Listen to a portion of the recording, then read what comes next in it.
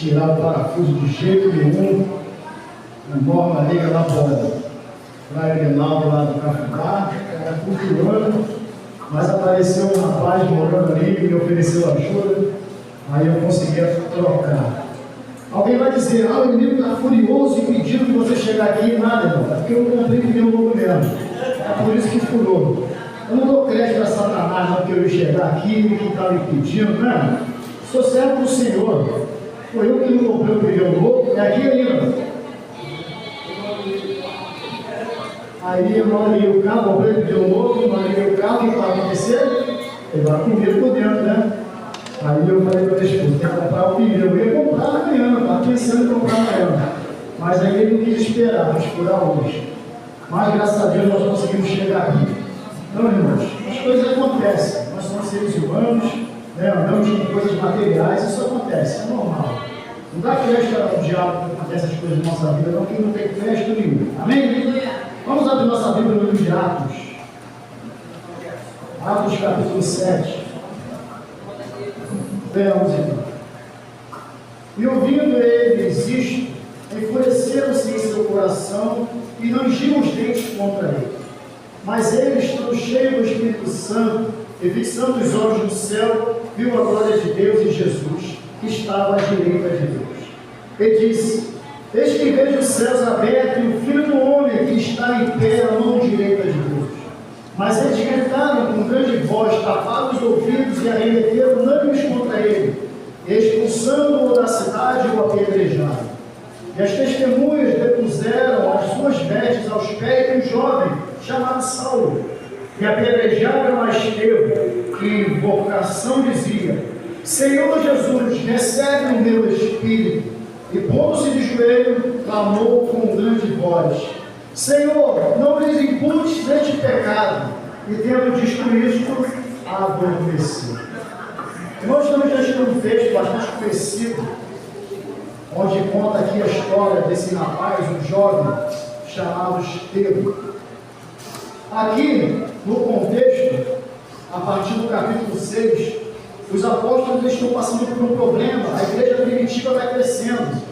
A igreja primitiva está sendo inserida mais e mais pessoas. O evangelho está sendo pregado, as pessoas estão se convertendo. E a igreja ela está enchendo, de alguma forma ela está enchendo. E os apóstolos começam a passar por alguns problemas. E esses problemas são as suas viúvas, os órfãos, pessoas que precisavam de um cuidado especial naquela igreja. Mas os apóstolos, esses homens aqui, eles eram separados para levar a palavra do Senhor. Eles não tinham como cuidar das pessoas e cuidar da palavra ao mesmo tempo. E então foi ali levantado uma proposta para aquela igreja de levantar homens que precisavam, homens para cuidar da igreja, homens para cuidar das viúvas, homens para cuidar dos órfãos, homens para cuidar daquela igreja. Então os apóstolos colocaram esta responsabilidade, fizeram o povo, fizeram a igreja escolher entre eles 7 homens. 7 homens de boa reputação e 7 homens cheios do Espírito Santo. No capítulo 6, onde nós iremos voltar um pouquinho neste capítulo, aqui o título vai dizer a instituição dos diáconos. O texto começa: ora, naqueles dias, crescendo o número dos discípulos, ou seja, crescendo o número de membros, crescendo ali a quantidade de pessoas naquela igreja, houve uma murmuração dos gregos contra os hebreus, porque as suas viúvas eram desprezadas no ministério cotidiano. E os 12, convocando a multidão dos discípulos, disseram: não é razoável que nós deixemos a palavra de Deus e servimos as mesas. Escolhei, pois, irmãos, dentre vós, 7 varões de boa reputação, cheios do Espírito Santo e de sabedoria, aos quais constituamos sobre este importante negócio. Ou seja, o povo estava passando por situações complicadas. Os apóstolos não poderiam deixar a palavra de lado. Os apóstolos não poderiam deixar de pregar a palavra, de falar das maravilhas do Senhor Jesus, para cuidar dos negócios da igreja, para cuidar dos problemas da igreja. Então ele vai até o povo e diz para o povo: escolhei entre vós 7 homens. E o povo escolheu. E dentre esses homens estavam Estevão, Filipe, Prócoro, Nicanor, Timão, Parmenas e Nicanor. 7 homens escolhidos pela igreja. Aqui destaca-se, logo no texto, no versículo 5, a este parecer contemplou toda a multidão e elegeram Estevão. Quero enfatizar aqui a vida de Estevão. O texto vai dizer: homem cheio de fé e do Espírito Santo. Logo de início, o narrador aqui destaca Estevão, homem cheio de fé e do Espírito Santo. E os outros só destacam o seu nome.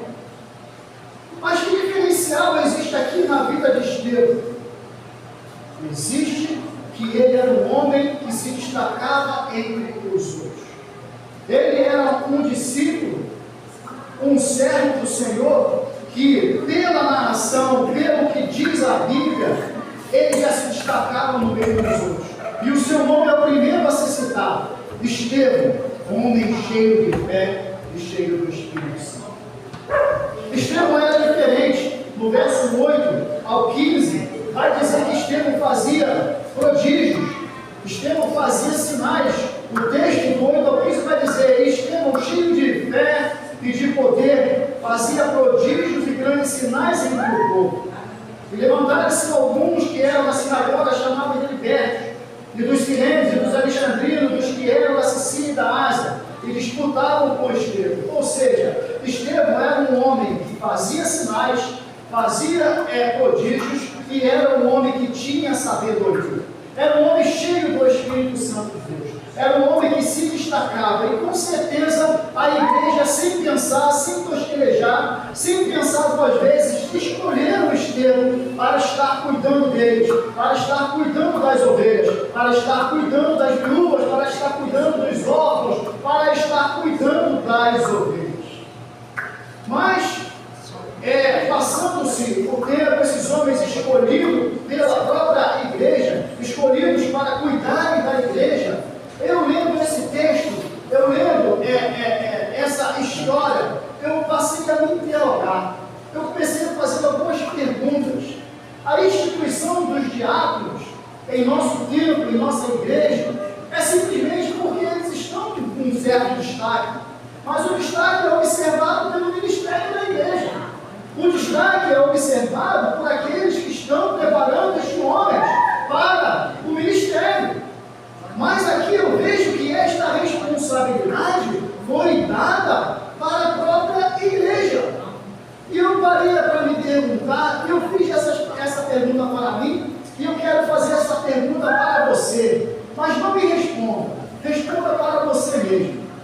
Hoje, na nossa igreja, você escolheria os obreiros que foram separados? Eu, na situação de diácono hoje, se a igreja tivesse que escolher, será que eu seria um escolhido? Para pensar, não responda. Mas aqui esta responsabilidade foi dada à igreja. Lembra que aqui não é por amizade, não é por afinidade, não é porque o camarada é bonzinho, não é porque ele é o melhor dizimista, não é porque o cara é descolado, não. É pessoas de boa reputação e cheias do Espírito Santo de Deus. Não é porque eu tenho amizade, não é porque eu conheço ele há muito tempo, não é porque eu quero ele do meu lado, não. Mas é cheios do Espírito Santo de Deus. É homens de boa reputação. O que seria isso, homens de boa reputação? Homens de bom exemplo, homens bons de chefes de família, homens que não andam em corrupção, homens que andam honestamente. Isso é homem de boa reputação. E homens cheios do Espírito Santo, homens com sabedoria, que ao bater os olhos, a igreja percebeu que Estevão tinha estas características. Não adianta ter uma boa amizade, ser amigo do pastor da igreja, mas se eu ando ele errado, se eu ando devendo, se eu sou um homem desleixado, se eu sou um mau pai de família, o que adianta eu ter uma boa amizade, mas as características que eu tenho e que eu preciso ter para cuidar da igreja eu não possuo? Então não adianta de nada. Essa mensagem mexeu comigo, e eu fiquei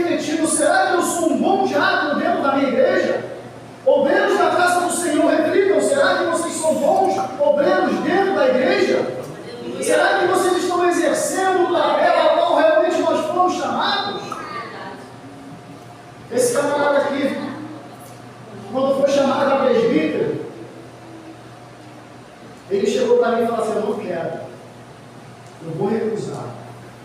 E que isso, cara? Você tem chamado, você tem perfil, não quero. Mas sabe por que recusa?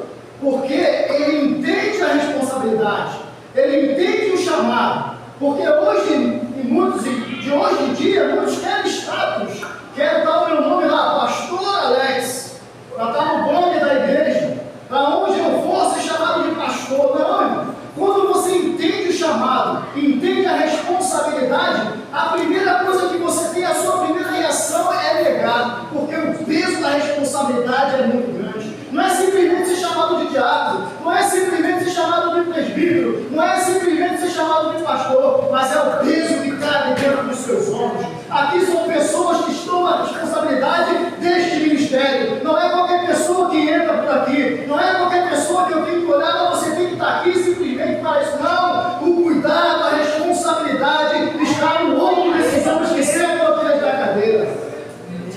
Tem que zelar por cada ovelhinha dessa que está aqui. E eu fiquei pensando, será que eu exerço o papel realmente de diácono? O que é ser diácono na casa do Senhor? Isso veio na minha consciência. Isso veio e eu até hoje começo a pensar. Eu preciso melhorar, eu preciso olhar para estes homens que realmente foram separados, não pelo ministério, mas pela própria igreja. A igreja olhou para ele, não, esses são os homens que nós queremos que cuide de nós. Olha que isso, que responsabilidade. Imagina esses 7 homens no meio daquela multidão sendo destacados, não porque eles eram homens bonzinhos, não porque eles eram homens que se destacavam pelo seu próprio eu, não, mas porque eles eram destacados pelo Espírito Santo de Deus. Então, homens, obreiros, auxiliares de trabalho, que galgam, que querem ser obreiros na casa do Senhor, pense nisso. Será que se eu sendo destacado, a igreja me aceitaria? Será que a igreja me abraçaria? Será que eu teria condições de cuidar das viúvas, dos órfãos? Será que eu teria condições de zelar pelo templo? Será que eu teria condições de zelar pela casa de Deus? Aleluia! É uma responsabilidade muito grande. Mas Estevão é um dos homens que se destacaram. Estevão foi um homem que se destacou. No capítulo 7, interroga o Estevão. E ele, cheio do Espírito Santo, fez um longo discurso do relacionamento de Israel com Deus. Além de ser cheio do Espírito Santo, um homem destacado, Estevão conhecia a história do teu povo. Estevão tinha sabedoria. Estevão é levado à sinagoga. Estevão começa a contar o seu relacionamento do povo desde a antiguidade, desde a saída do Egito, a antiguidade, o relacionamento que Deus tinha com o povo de Israel. E Estevão traz esse conhecimento para aqueles homens da sinagoga, homens sábios, homens inteligentes, homens que sabiam a palavra, tinham a Torá gravada na sua mente, tinham o conhecimento literário, mas não tinham o conhecimento espiritual a qual Estevão tinha. E Estevão começou a falar das maravilhas de Deus, e o povo Estevão começou a falar do relacionamento, da intimidade que Deus tinha com o povo daquela época. Não diferente hoje, será que eu posso dizer que Deus tem relacionamento comigo? Será que Deus tem relacionamento com a igreja de Paineiras? Será que nós temos intimidade ainda com Deus, como este povo teve naquela antiguidade? Eu creio que sim. Eu creio que sim. Deus é um Deus de intimidade. Deus é um Deus de relacionamento. O mesmo Deus da história que Estevão contou lá atrás é o mesmo Deus que nós contamos hoje. É o mesmo Deus que eu converso hoje. É o mesmo Deus que eu tenho relacionamento hoje. E Estevão conta ali o relacionamento de Israel com Deus para aqueles homens. Mesmo depois de todo esse discurso de Estevão, aqueles homens não se contentaram, aqueles homens não aceitaram, aqueles homens resolveram o quê? Matar Estevão. Mas Estevão, em nenhum momento de ameaças, em nenhum momento sendo ameaçado de morte, um jovem, entenda, Estevão ainda era um garoto, era um jovem, mas desde o momento que nós estamos cheios do Espírito Santo de Deus, estamos dispostos a trabalhar na obra do Senhor, não importa a idade, seja criança, seja adolescente, seja jovem, seja velho, você não voltará atrás na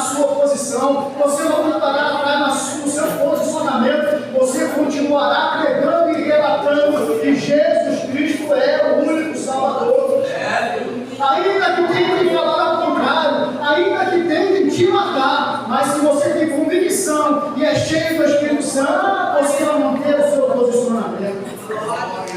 Estevão não se importou, mesmo com aquele povo querendo apedrejar, mesmo com aqueles homens querendo o matar, Estevão manteve o seu posicionamento.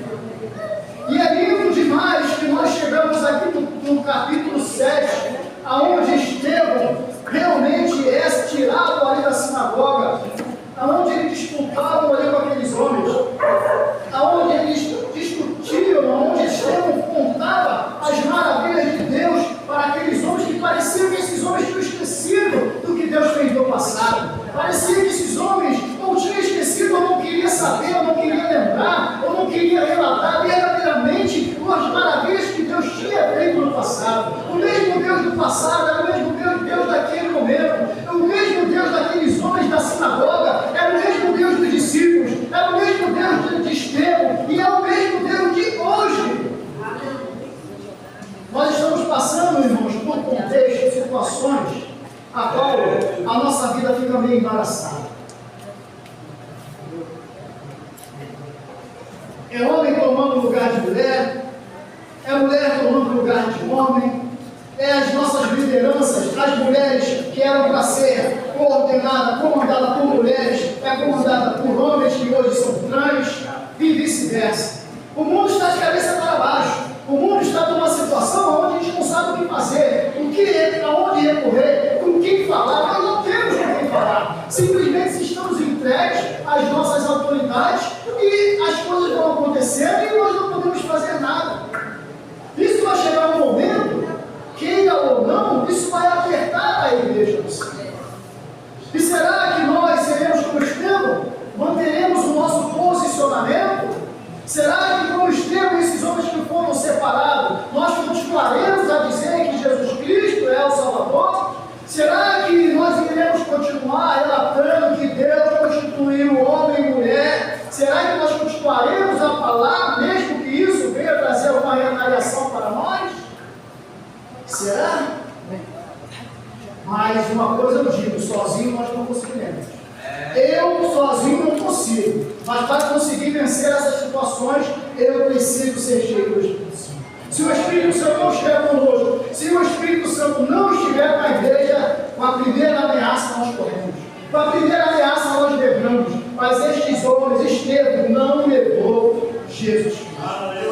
E no momento que Estevão passa por essa situação, ele está vendo ali sendo apedrejado, ele tem uma visão extraordinária, que é uma das coisas mais lindas da Bíblia Sagrada. A Bíblia vai relatar que ninguém jamais viu a Deus, mas Estevão viu a Deus. Estevão viu a Deus. Eu posso não vou afirmar com certeza porque, mas ele com as suas palavras ele diz: o céu está aberto, eu estou vendo o nosso Senhor Jesus Cristo à destra de Deus. Ele viu o trono, o céu aberto, aquela maravilha, ele viu Jesus Cristo. Estevão não viu Jesus face a face, mas ele teve o privilégio de, antes de morrer, contemplar a face de Jesus. E aquilo lhe fortaleceu Estevão de uma tal maneira. Ele lembrou da história de Jesus Cristo, ele lembrou daquilo que Jesus fez por ele, ele lembrou da história que os apóstolos que conviveram, que andaram com Jesus, contou para ele. A fé dele fortaleceu de uma tal maneira que ele passou esta fé para aquelas outras pessoas que estavam observando, aqueles homens ao redor. Como é que pode? Que situação é essa? O que este homem está vendo? O que este garoto está vendo? Que não faz retroceder, que não faz negar. Aqueles homens não acreditavam no Deus que era pregado naquele homem, naquele momento. Eles acreditavam num Deus inacessível. Eles não acreditavam que o Messias já tinha vindo. Eles ainda apartavam do Messias. E aquela mensagem linda de Estevão, falando para aqueles homens, lembrando do ensinamento de Jesus Cristo, Estevão simplesmente diz para eles: Senhor, não impute neles este pecado, perdoa-lhes, meu irmão. Será que eu sou capaz de perdoar o meu irmão por alguma coisa? Ou por qualquer coisa? Ou por qualquer coisa eu fico chateado, eu fico magoado? Estevão sendo apedrejado, ele seguiu o exemplo de Jesus lá na cruz pendurado. Jesus reclama ao Pai e diz: Pai, perdoa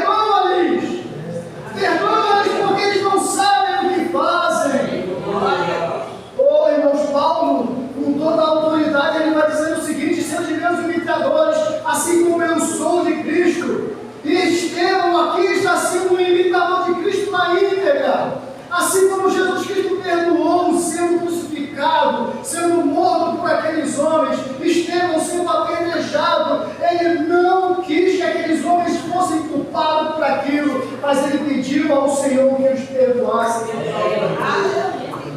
Oh, Deus Santo.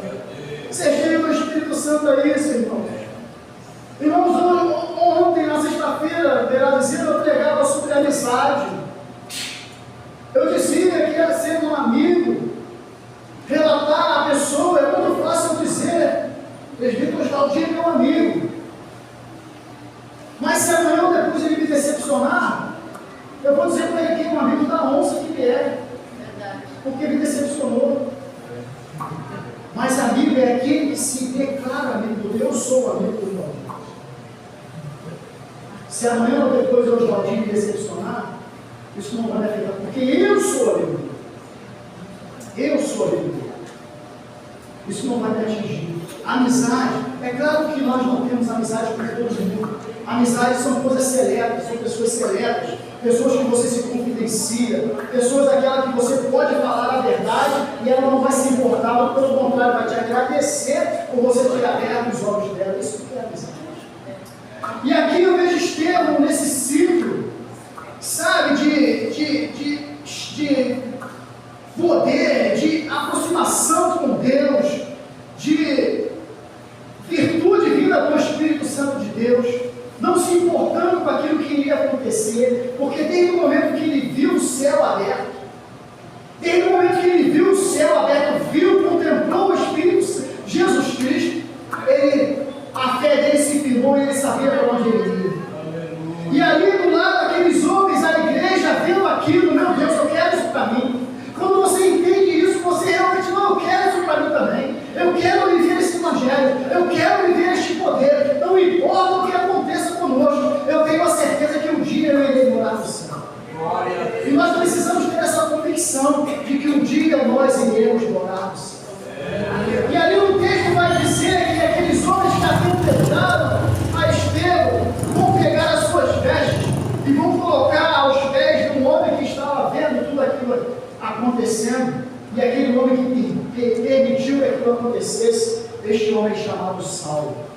Saulo era um homem que era um daqueles homens que sabiam, um homem importantíssimo, fariseu, que sabia a Torá, conhecia a palavra do Senhor, sabia quem era Deus, sabia quem era Jeová. Uma coisa é saber, outra coisa é eu conhecer.